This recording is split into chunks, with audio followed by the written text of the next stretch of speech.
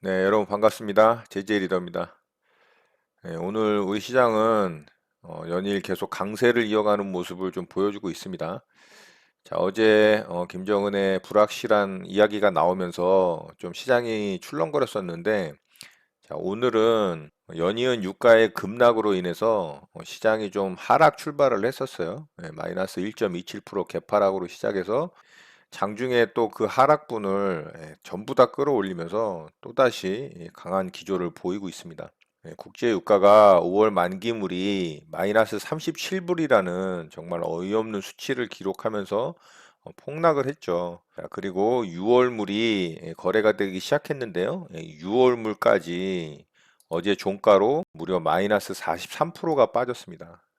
자, 현재도 약간의 반등을 주고는 있지만 15불대를 밑돌고 있는 상태입니다. 자, 어제 저가가 6.5불까지 갔다 왔어요. 종가는 11불 정도에 마감이 됐거든요. 자, 이렇게 저유가가 지속이 되게 되면 당연히 셰일 기업들의 신용 리스크가 또다시 부각될 가능성이 높죠. 자, 유가가 이렇게 폭락을 하니까 미국 지수도 결국에는 영향을 받았어요. 그래서 나스닥 선물이 어제 마이너스 3%대까지 빠졌었죠. 저가가 마이너스 4%까지 빠졌었고요. 자, 이렇게 유가의 급락으로 인해서 또다시 기업들의 신용 리스크가 부각이 되고 또 스프레드까지 벌어지는 그런 모습들이 나오면서 이제 시장의 불안감이 더해졌죠. 자, 그래서 어제 다우 지수와 나스닥 지수도 좀 하락을 했었습니다. 다우 지수는 마이너스 2.67%, 나스닥 종합도 마이너스 3.48%가 빠지면서 시장의 변곡점이 또 하락 쪽으로 방향을 잡는 것이 아니냐라는 우려감을 낳았어요. 자, 그런데 우리나라 시장은 아랑곳하지 않고 다시 강한 기조로 돌아서면서 장 초반에 조금 흔들리는 모습을 보였지만 결국에는 장 마감 때 끝까지 종가 고가로 끌어올리는 이런 기염을 토했습니다. 자, 이렇게 시장을 끌어올리는 데 있어서 당연히 수급이 중요하겠죠. 자, 그런데 수급이 외국인이나 기관에 의해서 끌어올려진 게 아니고 오늘도 기관은 쌍끌임에도 또 외국인도 매도에 가담을 했고요. 똑같이 개인의 매수세와 연기금의 매수세로 시장을 방어를 하고 끌어올리는 모습입니다. 자, 코스닥도 마찬가지입니다. 코스닥도 개인들만 이 시장을 방어하고 연기금과 더불어 외국인과 기관은 연일 매도에 동참하고 있는 모습입니다. 자, 오늘은 선물까지 개인이 끌어올리면서 이 세 개의 지수 모두 코스피, 코스닥, 선물까지 이 모두 다 이 개인의 매수세가 가장 큰 시장의 영향력을 행사했다라고 볼 수 있어요. 자, 이렇게 시장을 연일 끌어올리고 강세 기조를 유지하는 이 수급 주체로서 이 개인들의 이 힘이 이제는 미비하다라고 표현하기도 좀 민망할 정도로 정말 강력합니다. 강력해. 예. 코스닥 같은 경우는 도저히 이거는 이해하기 힘들지만 항상 개인의 생각은 시장에 뒤처진다라고 봐야 되거든요. 시장이 언제나 옳다. 이게 이제 저의 어떤 나름대로의 원칙인데 시장을 바라보는. 지금 시장은 개인들의 수급으로 끌어올려지고 있긴 하지만 올라가고 있는 이 상태를 그냥 그대로 바라보고 받아들여야 된다는 생각은 변함은 없습니다. 시장이 올라가는데 거기에 자꾸 내 생각을 개입을 시켜서 시장의 반대 포지션을 생각을 하다 보면 이 매매가 좀 꼬이고 시장을 판단하는 데 있어서 왜곡된 시각을 바라보게 되는 그런 잘못된 견해를 가질 수가 있어요. 그래서 올라가면은 올라가는 시장이 옳다라고 내려가면은 내려가는 시장이 옳다라고 거기에 대응을 하는 게 가장 이상적인 이 대응 방법이거든요. 자, 지금 시장도 마찬가지라고 봅니다. 올라가기 때문에 강세 시장은 맞아요. 그래서 매매를 하고 트레이딩을 함에 있어서는 올라가는 시장에 맞게 대응하는 게 좋습니다. 그래야 매매에 대한 결과도 좋게 나오겠죠.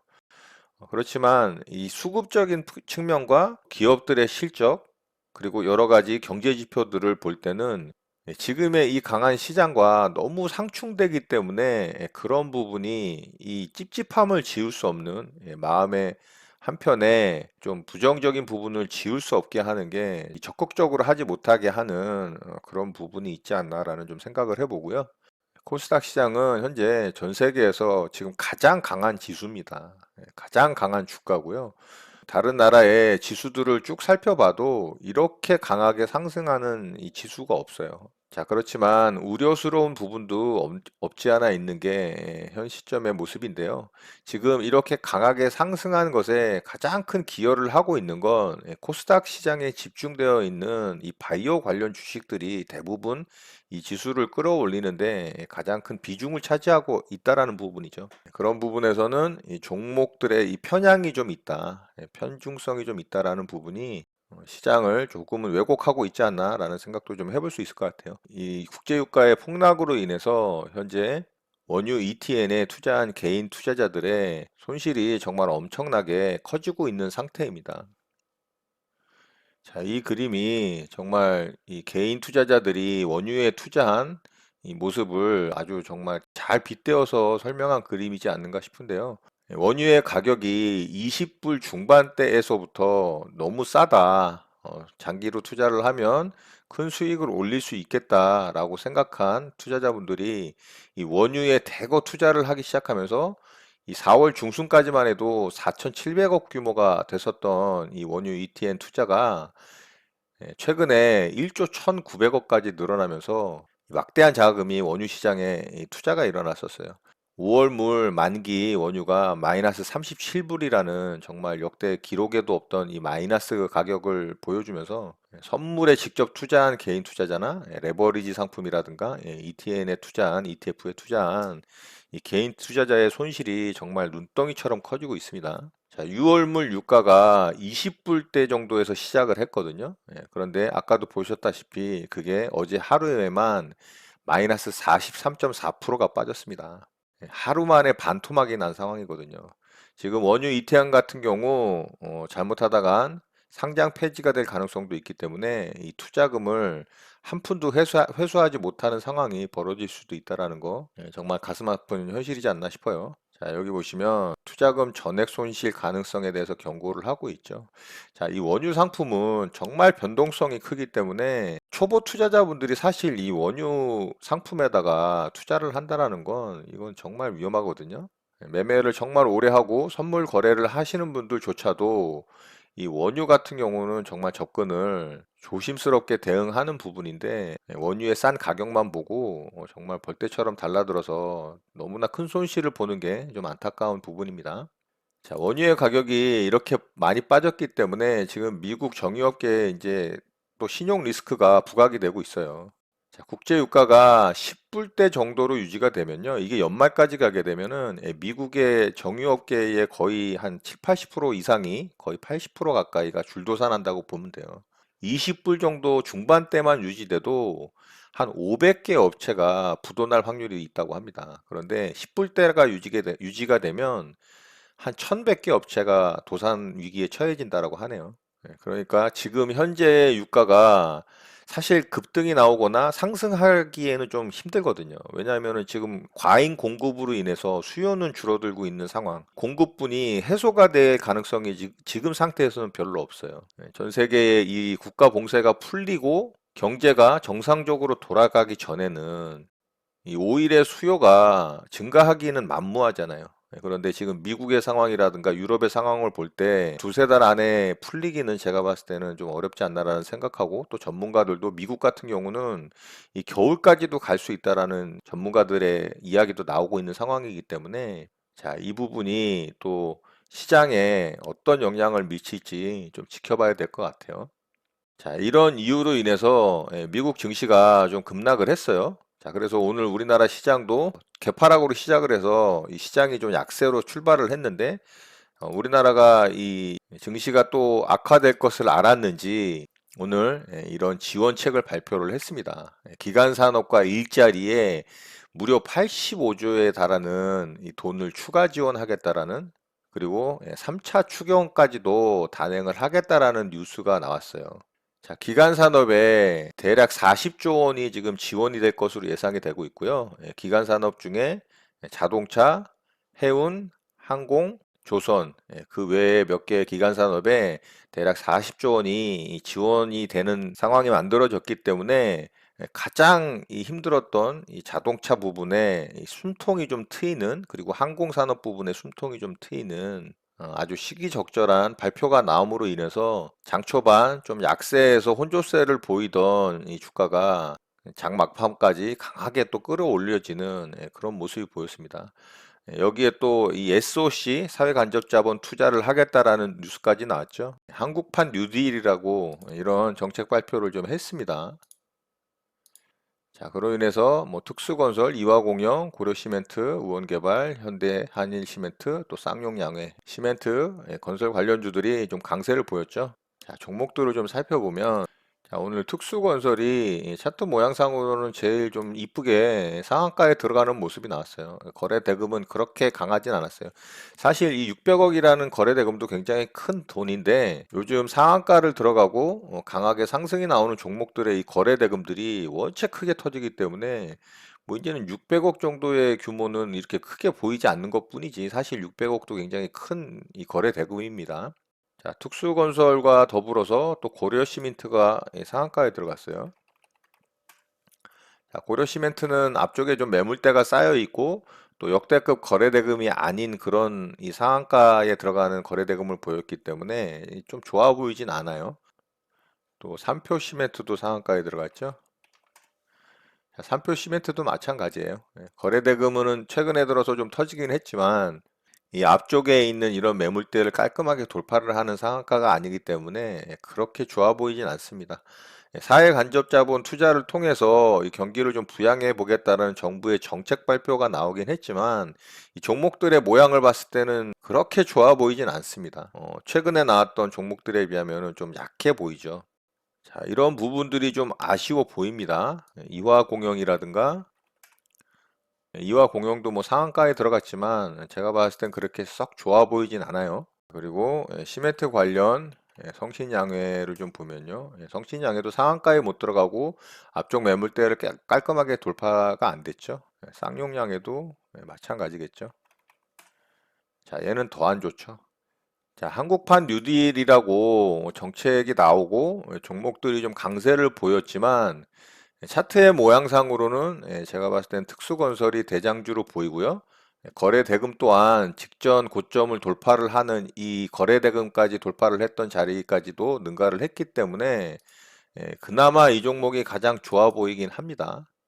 그렇지만 최근에 상한가에 들어가고 강한 종목의 특징을 보이는 여타 종목들과 비교를 해봤을 때 거래 대금은 좀 미약하다.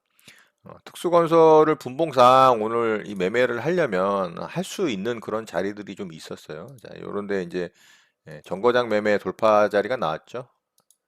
자, 요렇게 이제 쌍바닥 그리고 예, 여기 정고점 자리 지지하는 매매로 충분히 또 매매 대응 해볼 만도 했어요. 자, 고려시멘트도 한번 볼까요? 자, 고려시멘트는 정석적으로 모양이 나왔죠. 자, 여기 이렇게 쌍바닥 만들고 돌파 자리 여기서 돌파 나왔죠. 충분히 뭐 아래쪽에서 매수 가능했겠죠.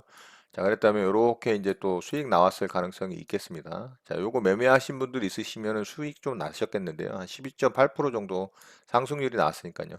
상한가에 들어갔고 상한가를 말아서 상한가를 닫기는 했는데 시간에 보니까는 상한가가 다 풀렸더라고요. 아무래도 일봉에서의 이 거래대금이 이 직전 거래대금을 넘지를 못하는 이런 강력한 거래대금이 터지질 않았기 때문에 좀 그런 게 아닌가라는 생각을 좀 해보고요.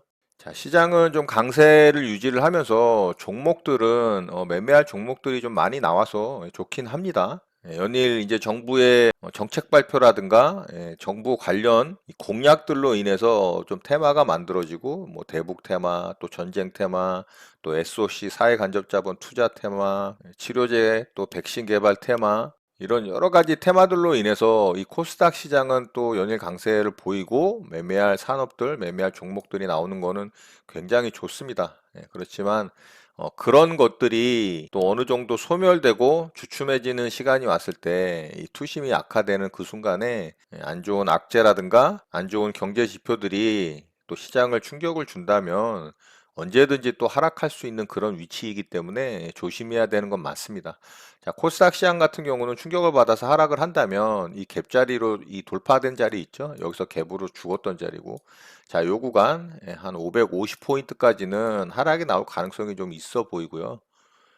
자, 코스피 같은 경우는 1750 라인이죠. 여기서 이렇게 횡보하다가 만들었던 요 박스를 돌파한 구간. 자, 요 고점 라인을 돌파한 자리 있잖아요. 자, 요 정도가 되겠으니까 대략 한 1750까지 더 빠진다면은 한 1700까지 그 정도까지는 하락이 나온다면 좀 시장 충격이 있다면 하락이 나올 가능성이 있다. 이렇게 보시고 대응을 하시면 좋을 것 같아요. 전 세계 시장 대비 우리나라 시장이 굉장히 강하기 때문에 지금 상태에서 정말 또 엄청 큰 충격이 나오지 않는 이상은 이 전저점까지 떨어지는 거는 조금은 힘들지 않을까라는 생각도 좀 조심스럽게 해보지만 시장을 미리 예단하고 예측하는 건 대응을 하기 위함이지 맞추려고 하는 건 아니기 때문에 여기까지 떨어진다면 또 여기까지 떨어지는 거에 맞춰서 대응을 해야 된다라는 부분을 참고하시길 바라겠습니다.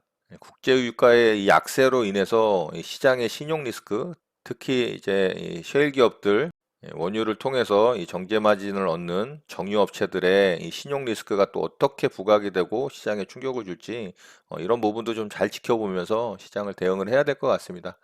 자, 오늘 내용은 이것으로 마치도록 하겠습니다. 오늘 하루도 마무리 잘 하시고요. 오늘 행복하시기 바랍니다.